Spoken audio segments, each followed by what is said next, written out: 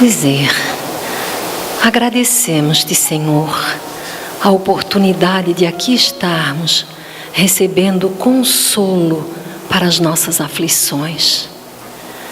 Agradecemos, Senhor, a luminosa mensagem do Evangelho de Jesus, que nos fortalece a fé, a esperança, que nos dá equilíbrio, que nos dá força. Nós agradecemos, Senhor, pelo dia de hoje, por todas as bênçãos que Ele nos trouxe.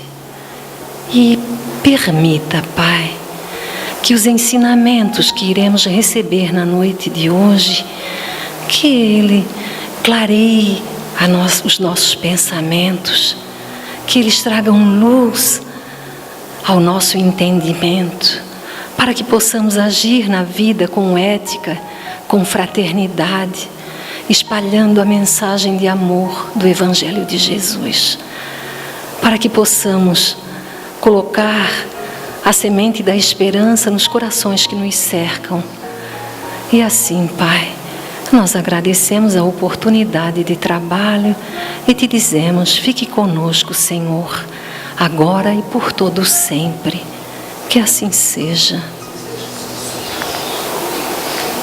Então, nós temos na noite de hoje a companhia agradável e maravilhosa da Rô Pacheco, trabalhadora aqui da Casa de Jesus, e ela nos traz o tema desencarnação, a passagem. Que Jesus te abençoe. Muito boa noite a todos. Os nossos votos costumeiros de paz e o nosso abraço fraterno a cada coração presente. O tema que falaremos não é um tema novo nem de estudo para certas civilizações. Então nós encontramos registros em algumas civilizações do Oriente, já há milênios, de estudos acerca da morte. Como a gente encontra um compêndio denominado o Livro dos Mortos, que é um livro tibetano, assim como a ciência da tanatologia egípcia, que à época da civilização antiga se debruçava sobre esse tema tão curioso que é a morte. Mas o que nos diz então, do ponto de vista biológico e do ponto de vista material, do tema em pauta, e o que nos traz como nota e orientação a doutrina espírita? Do ponto de vista material, como uma denominação dentro do OAS, o dicionário, onde trata da morte como pura e simplesmente a extinção das funções orgânicas. Isso é correto. Se a gente olha do ponto biológico, a morte se dá quando as funções físicas chegam ao seu término. Ou seja, se os nossos sistemas biológicos são sistemas abertos para que se ocorra uma troca, a morte marca o momento onde essa biologia se fecha e a morte então se estabelece nesse corpo físico. Essa é uma visão materialista, mas o que diz a doutrina espírita a respeito do mesmo tema, mas com uma visão um pouco mais profunda? Porque o Espiritismo não vai tratar exatamente do tema morte, mas vai também e principalmente tratar do tema desencarnação, mostrando que há uma diferença entre ambos os fenômenos. Então, Allan Kardec, no livro A Gênese, vai falar que a desencarnação refere-se à libertação espiritual. Então, se desencarnar é libertar-se, ele está dizendo que nós, encarnados, somos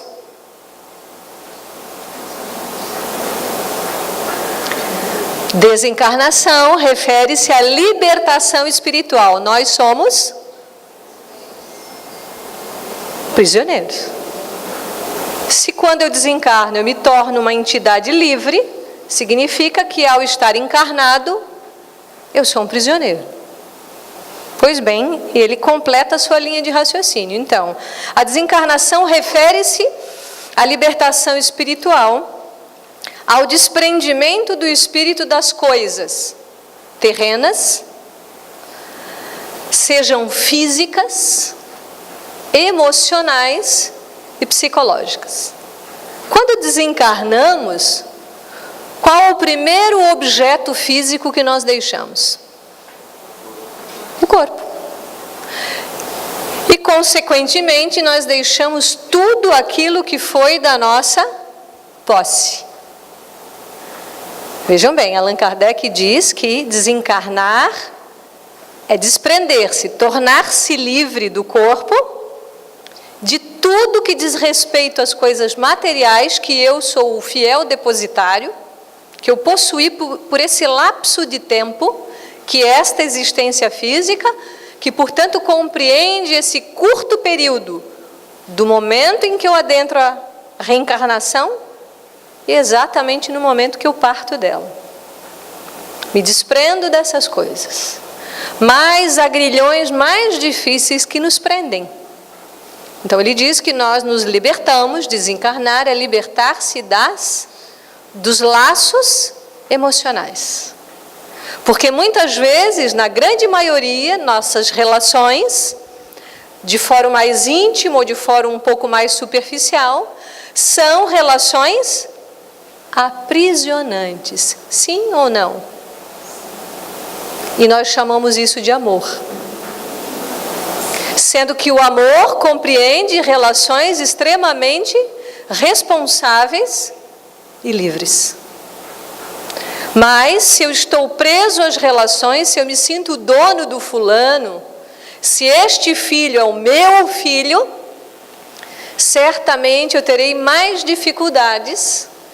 E, portanto, é esse o objetivo das reflexões de hoje, que nós aprofundemos um pouco mais esse tema, sem desconsiderar de forma alguma as perdas as quais nós já tenhamos passado, de vermos os nossos amores partindo pela desencarnação. A doutrina de forma alguma não torna isso legítimo, ao contrário, torna verdadeiro e real esses laços e, portanto, é verdadeiro e real a tristeza que eu sinto quando eu vejo alguém partir. Eu vou viver o luto, eu vou viver a experiência da ausência, da falta, mas com uma outra visão. Então, se eu anelo ao longo da existência laços realmente amorosos, eu passo a compreender que eles não se rompem com o fenômeno da morte e com a desencarnação.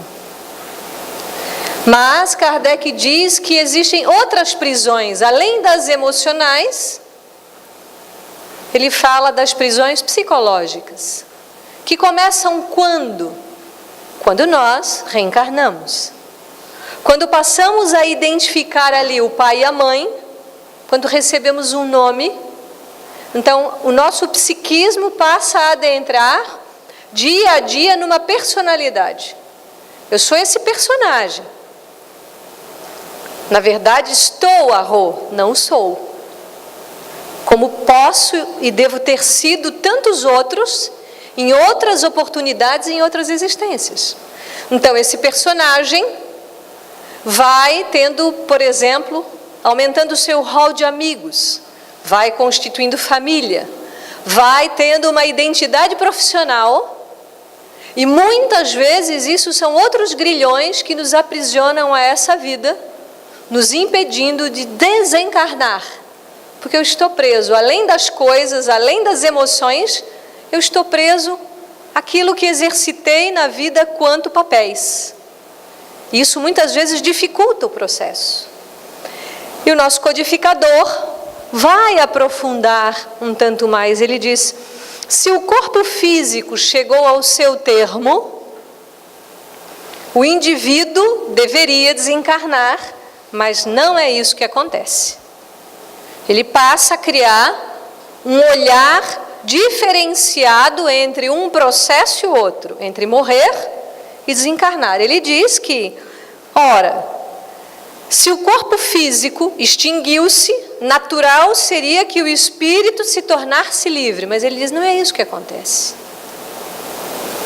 Então, há uma morte, mas não há uma desencarnação. Então, se estamos refletindo sobre o processo biológico também, e do ponto de vista da desencarnação também, como nós deveríamos desencarnar? Qual seria a forma natural do processo acontecer?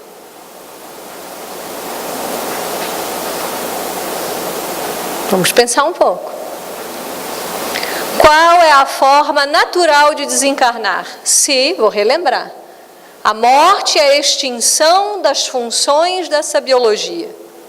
Natural seria que eu morresse de velho, de velhinho, de bem velhinho. Porque se cumpriria um processo natural de desgaste das disposições orgânicas e, portanto, isso facilita o processo do desprendimento, da libertação desse espírito. Mas de nós, quantos de nós conhecemos pessoas que desencarnaram assim? Muito poucas, certo? A grande maioria vai desencarnar muitas vezes por processos doloridos, abruptos, dentro dos processos naturais, certo? Dos processos naturais. Mas vejamos, será que Deus quer que nós soframos por uma doença terrível? Será que isso é um castigo imputado a nós? Não. Nós temos hábitos infelizes, baseado na nossa categoria ainda muito amena de espírito aprendiz que somos. Então nós temos hábitos alimentares, nós temos hábitos mentais, nós temos hábitos emocionais que nos roubam a vitalidade antes do tempo e adoecemos.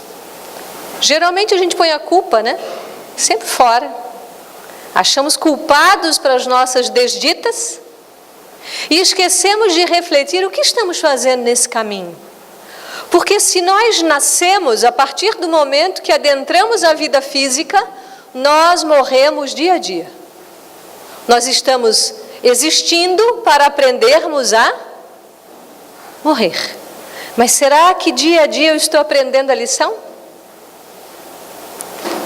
Será que eu reflito sobre isso ou eu penso que isso nunca vai acontecer comigo? Será que a morte eu coloco ela num lugar de tabu, onde o tema não é discutido em casa, inclusive com as crianças? Por onde anda esse tema na minha vida? Se é a certeza absoluta, sine qua non, de que nós iremos. Como iremos? Como faremos essa passagem? Como eu farei isso? Como eu ficarei se alguém que amo partirá antes de mim? Um filho. E voltamos a replicar que a doutrina espírita não tira a legitimidade do fato da perda. Porque certamente eu não passei por essa experiência e, portanto, não posso dizer que eu entendo o que é uma mãe ver-se tolhida da presença de um filho, se pelo viés da existência natural seria que ela fosse antes. Então isso realmente é muito dolorido e não por acaso que Chico Xavier psicografou mais de 10.000 cartas a criaturas que foram buscar um entendimento, um consolo e compreender que a vida segue. Porque quando Jesus nos fala para que nós amemos a Deus sobre todas as coisas, Ele está nos dando a lição mais importante de todas que a gente pode ter notícia. Porque se eu amo a Deus menos do que eu amo meu filho, eu vou me revoltar. Muito. Se eu amo menos a Deus e amo mais o meu companheiro, a minha companheira, e se ele for embora, eu vou me revoltar muito. Mas se realmente eu amo a Deus mais e acima de qualquer objeto, coisa ou ser, não haverá tantas dificuldades, porque eu sei que se Deus é pai e um pai de amor, Ele não deixa órfãos. Ele acolhe aqueles que retornam ao plano espiritual. Allan Kardec vai aprofundar um pouquinho mais para que a gente compreenda essa reflexão do que é a morte e o que é desencarnar. Diz Allan Kardec: não há como desencarnar sem morrer. Se eu desencarnei, é porque morri. Mas é a morte do corpo físico que provoca o afastamento do espírito. É preciso que esse corpo físico morra para que o espírito se afaste. E não o contrário, não é o espírito que se afasta para o corpo morrer. Porém, é possível morrer sem desencarnar, mas nunca desencarnar sem morrer. Entendemos? Sim? Toda vez que desencarno, morri. Mas nem sempre que morro, desencarno. Porque desencarnar é realmente olhar para trás e dizer: cumpri a minha missão. Deixo tudo o que Deus me emprestou com a consciência em paz. Deixo esse corpo físico agradecido a Ele. Deixo todos os bens que tive e sigo. Deixo até as pessoas que amei muito, porque sigo. Porque amei, porque fiz o que precisei fazer, sem desencarnar com aquela consciência: puxa, por que não falei? Então essa é a grande diferença. Desencarna quem realmente libertou-se, mas morre apenas, morre aquele que ainda continua preso a todas as coisas que não foram conclusivas na sua vida. Então o codificador complementa o seu raciocínio dizendo que nós vivemos dentro do fenômeno da morte e da desencarnação a lição do desprendimento, porque há de se desprender. Se estou preso, eu me desprendo, eu solto. Nós vamos viver a lição do desapego. Isso não quer dizer que não valorizemos daquilo que Deus nos dispôs e daquilo que Deus deposita em nossas mãos, de tudo que nós, entre aspas, possuímos. Tampouco a doutrina faz apologia à mendicância, à pobreza, não se fala isso. Não se fala que devemos ser pessoas descuidadas do corpo, ao contrário, nós precisamos cuidar. Eu gosto muito de mencionar o Chico quando ele botava as suas perucas, e quando alguém falava da peruca, ele dizia: eu não tenho o direito de enfeiar o mundo. Como nenhum de nós tem esse direito de chocar o outro. Porque se Deus nos deu um corpo, nós temos que cuidar dele. Mas o excesso da vaidade é um extremo de desequilíbrio, e o excesso do outro lado, do desleixo, da falta de cuidado, é um desequilíbrio.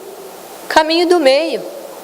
A ponderação é uma qualidade que deve reger as nossas vidas, o bom senso. Mas quando eu faço esse exercício? Só na hora que eu vou desencarnar? Quando, por exemplo, um objeto de muita estima se quebra dentro da casa. Se eu sou apegado, eu vou sofrer com uma coisa que foi quebrada. Se eu sou apegado, eu vou sofrer com o carro que quebra, com um pequeno acidente automobilístico onde se vê o carro muitas vezes amassado. Um bem que você se vê sendo destituído, um revés financeiro de qualquer ordem. Se você sofre muito por isso ainda, ou se, melhor colocando, se nós sofremos muito por isso ainda, é preciso que nós reflitamos. Porque isso já está acontecendo, dia a dia. O quanto de importância e valor excessivo que eu dou para as coisas. Como eu fico quando um filho vai estudar fora. Porque a referência sempre deve estar em mim. Eu não posso morrer quando um filho desencarna. Eu não posso querer morrer quando a mãe desencarnou, por mais que eu a ame. Porque se eu tentar qualquer coisa contra a minha vida, pensando que vou reencontrá-lo do outro lado, eu só vou aumentar as distâncias. Então, nessa hora, a gente pede a Deus forças, coragem, calma e paciência para que se cumpra esse destino de estar aqui. E que quando chegar o momento, nós possamos encontrar os nossos amores. Porque se as pessoas que se odeiam se buscam, imagine as que se amam. Claro que elas vão se encontrar. Se aqueles que criaram contendas ao longo de muitos episódios e de muitas vidas se encontram pelo magnetismo, imagina se a pessoa que eu amo, eu não vou reencontrá-la. Muito mais fácil do que aquela que eu tenho dificuldade de relacionamento. Então, passo também pela renúncia. Eu renuncio a tudo o que fui, a todas as pessoas que estiveram ao meu lado, porque eu não sei se eu vou ter essa mesma família. Nós temos garantias disso? Não. Porque o exercício do amar pede alargar fronteiras, expandir laços. Então hoje eu estou numa família, amanhã eu posso reencarnar com outros.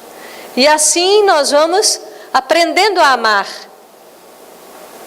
E principalmente a amar aqueles que são diferentes de mim. Então a renúncia também, você abre mão daquele ser. Você permite que ele siga, porque você, acredito que todos nós já passamos por alguma experiência onde nós presenciamos alguém que amamos muito ir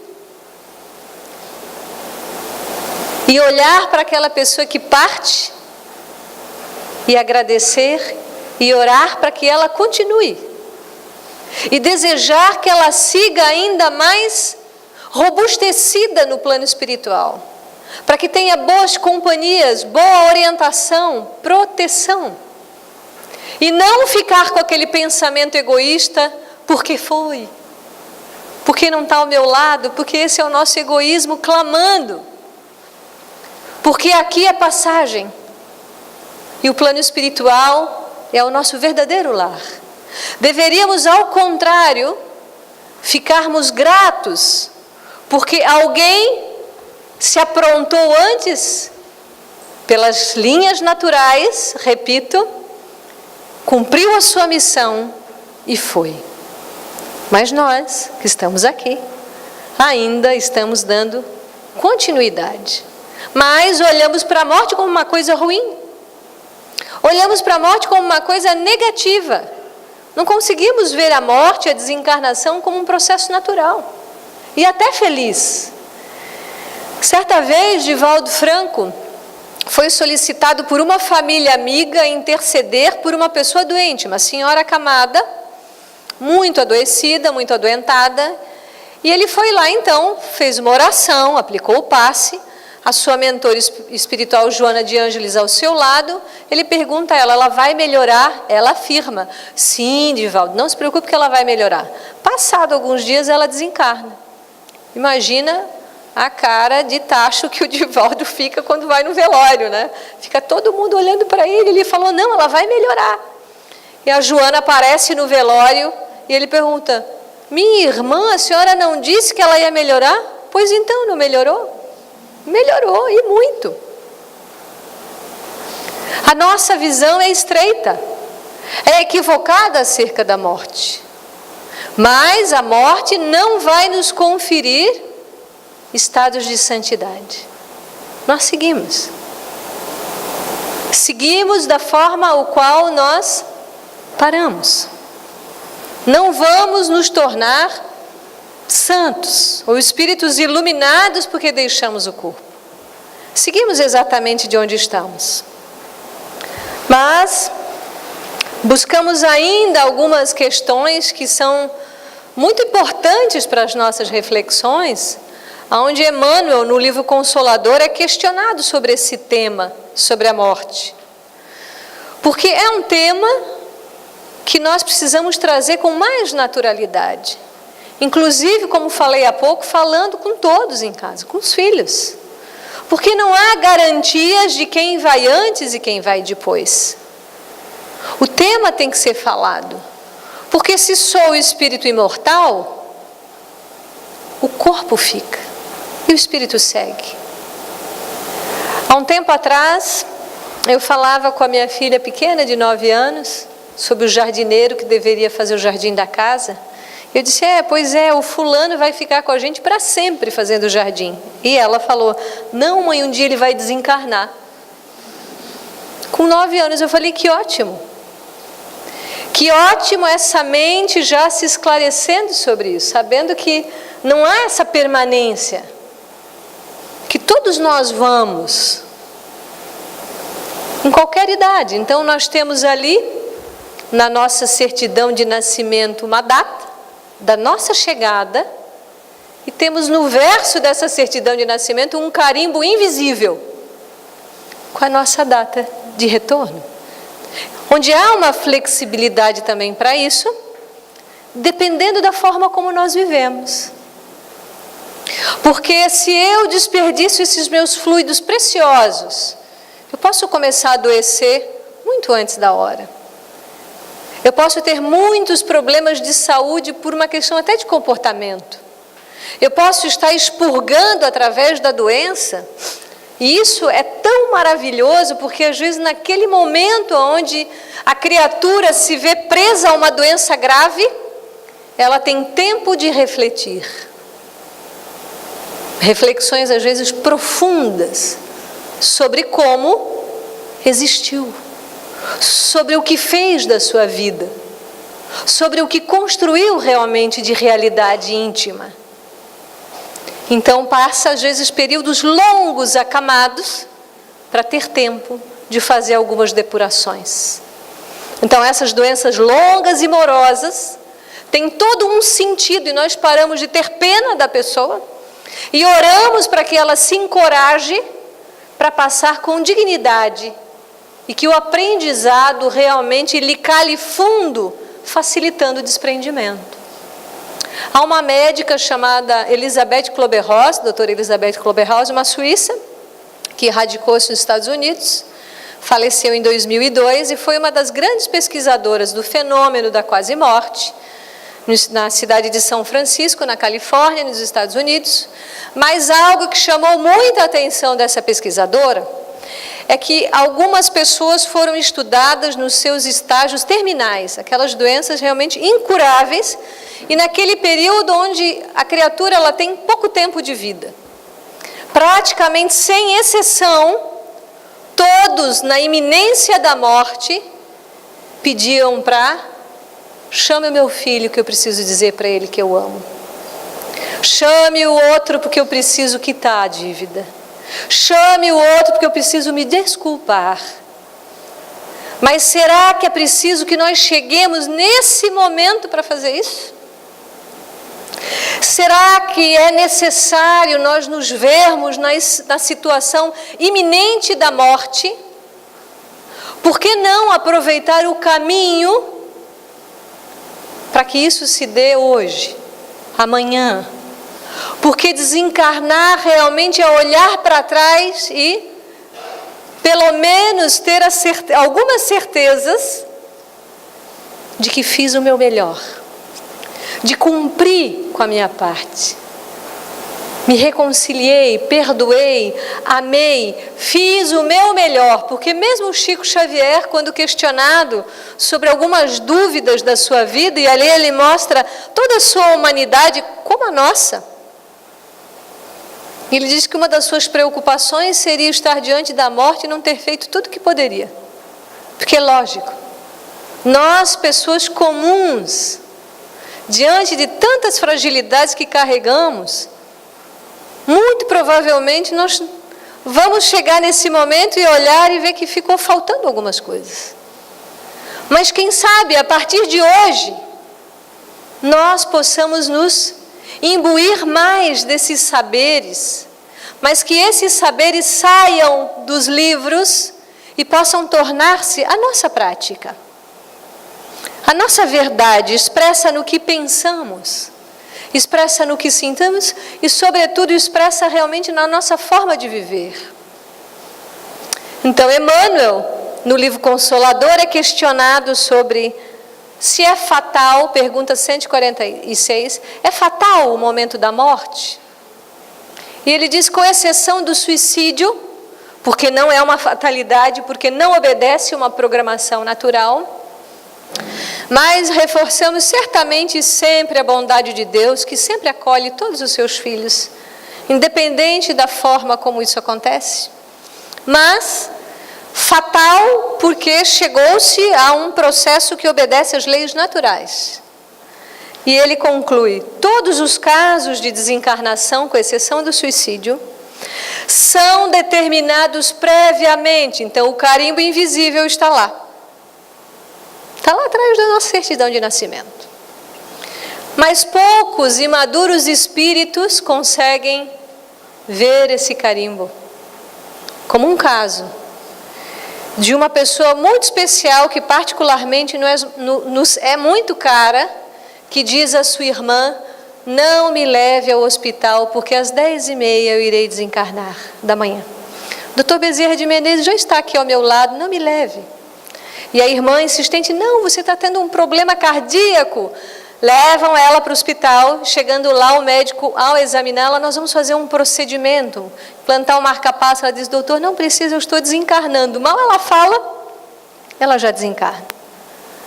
Quantos de nós poderíamos, com essa tranquilidade, dizer: Roseli, eu estou desencarnando. Oh, querido, eu estou desencarnando. Quantos? Nós falamos de Ivone do Amaral Pereira, uma criatura que superou-se numa reencarnação. E não falamos de uma pessoa especial por todas as suas qualidades mediúnicas, comparadas inclusive a mediunidade dela, a de Chico Xavier, porque assim o era, Ivone do Amaral, mas pela construção, o que essa criatura edificou dentro de si. Todos nós podemos. Porque assim como o Cristo afirma que nós podemos fazer mais do que Ele, a Ivone, que é um exemplo mais próximo ainda, nós também podemos. Nós podemos ter uma reencarnação exitosa. Nós podemos realmente chegar no momento da nossa passagem de uma forma conclusiva, exitosa, leve, se nós começarmos já. E o benfeitor conclui que apenas são pelas forças espirituais que orientam a atividade do homem na Terra e, portanto, essa data é previamente pré-estabelecida, a data da desencarnação. Mas quantos espíritos ganham períodos mais longos? Dependendo daquilo que fazem na Terra, recebem as moratórias. Recebem. E pessoas comuns como nós recebem porque se tornam criaturas úteis. Porque um bom servidor, um bom trabalhador, se aposenta e muitas vezes o chefe diz: continue trabalhando. Não é assim? Então, se um chefe aqui na Terra olha por um bom empregado e diz: você vai ficar, você é um bom trabalhador.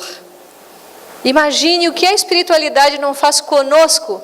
Quando vem em nós, pode ser uma parca possibilidade, uma possibilidade pequenininha, mas se eu sou útil, muitas vezes eu ganho um período a mais, porque eu estou servindo adequadamente. Mas às vezes, mesmo essa data sendo uma data pré-estabelecida, eu posso desencarnar antes, por equívocos, por erros, pelo suicídio. E logicamente esse é um momento crucial e um tanto difícil. Não possível de ser reequilibrado, porque as leis divinas nos proporcionam todas as oportunidades que nós precisarmos. Emmanuel é questionado na questão 147 do mesmo livro Consolador. Proporciona à morte mudanças inesperadas e certas modificações rápidas, como será de se desejar. Essa é a nossa humanidade, né? A gente deseja que ao desencarnar a gente se transforme num espírito puro, de luz. E eu sempre pergunto, quando você chega em casa depois de um dia de trabalho, cansado, você pega suas roupas, põe no cesto e vai para um banho, né? Você sai do chuveiro espírito puro? Sim, né? Sai todo mundo iluminado debaixo do chuveiro. A gente sai como? aliviado. Para algumas pessoas que desencarnam, é mais ou menos assim. Você desencarna e sente o alívio. Porque estar reencarnado, Emmanuel compara o corpo físico a um escafandro, que é um equipamento de mergulho antigo, que é muito pesado. E às vezes, nós estamos tão identificados ainda com o corpo. Quando desencarnamos, podemos realmente nos sentir muito mais leves. Mas nós não vamos desencarnar diferentes ou melhores do que nesse momento. Ele vai responder: a morte não prodigaliza estados miraculosos para a nossa consciência. Desencarnar é só mudar de plano. É entrar no chuveiro, tomar o banho, botar a roupa e continuar sendo a mesma pessoa. Se você foi um brincalhão, você vai continuar brincalhão. Se você foi um tabagista, um fumante, vai continuar fumante. Se você desencarna dependente da bebida alcoólica, vai continuar dependente. Se você desencarna uma pessoa propensa ao bem, buscando o seu ajuste, você segue no mesmo ritmo. Então não há santos depois da morte. Há criaturas normais, na sua normalidade. Mas isso pode melhorar bastante. Isso pode ser leve. E ele segue na questão 148. Que espera o homem desencarnado diretamente nos seus primeiros tempos da vida de além-túmulo? O que acontece depois? É uma pergunta. Mas eu vou questionar outra coisa. Nós tememos a morte. Tememos a morte, tememos a forma. Uns temem muito a morte. Tem medo realmente de morrer. Mas uns temem mais o fenômeno, a forma, o jeito. E por que será que tememos a morte? É uma pergunta. Tememos a morte porque nós desconhecemos? Nós tememos o desconhecido ou o conhecido? Podem falar. Tememos o desconhecido? Ou o grupo está com muito sono? Eu vou repetir a pergunta. Nós tememos o desconhecido ou o conhecido? Toda experiência emocional que temos é pautada na experiência direta. Tudo o que gerou temor em mim, eu vivi esse medo, senão eu não teria o registro na minha consciência. Certo? Então, se eu tenho um temor em relação à morte, isso significa que nós já morremos muitas vezes. Já desencarnamos outras tantas. De formas variadas, dolorosas, mas tranquilas.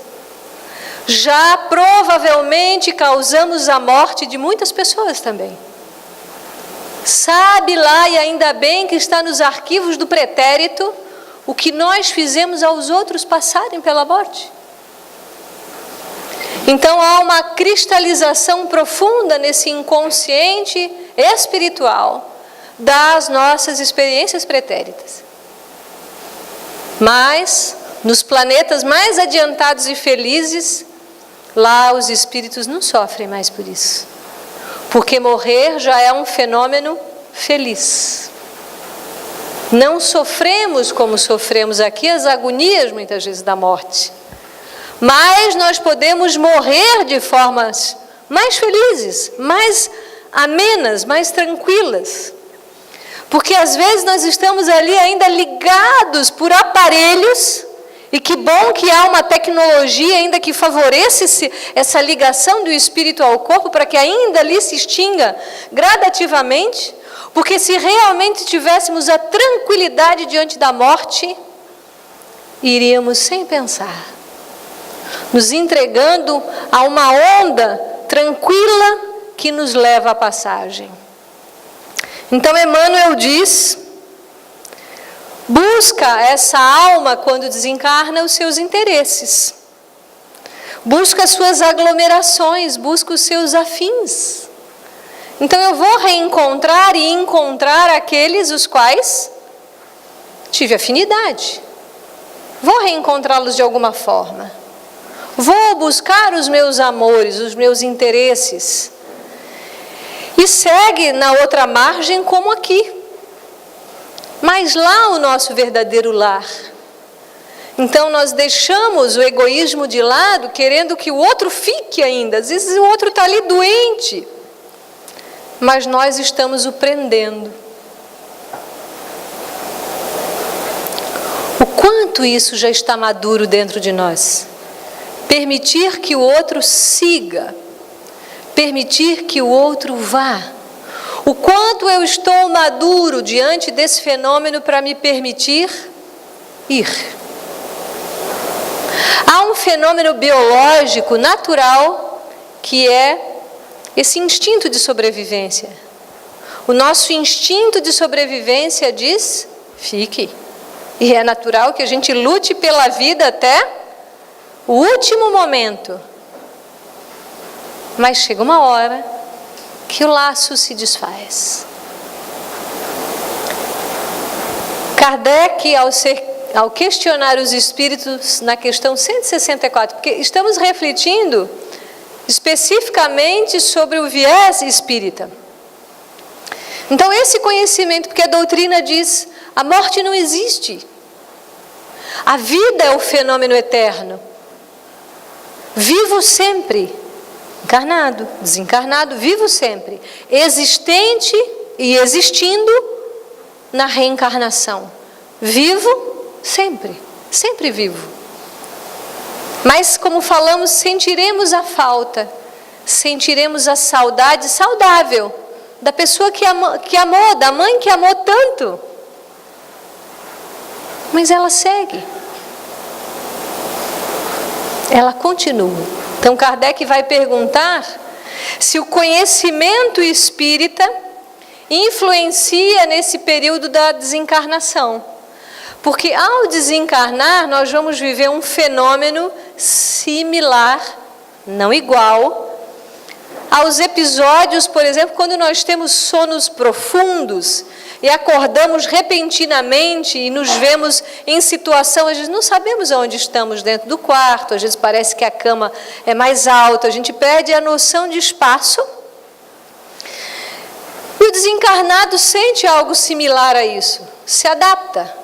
Então essa perturbação ela pode ser mais longa, dependendo dos seus apegos, da sua falta de renúncia, dependendo, enfim, do quão preso está, aumenta. Mas o conhecimento espírita faculta ou não faculta alguma facilidade? Os espíritos dizem que sim, mas eles completam.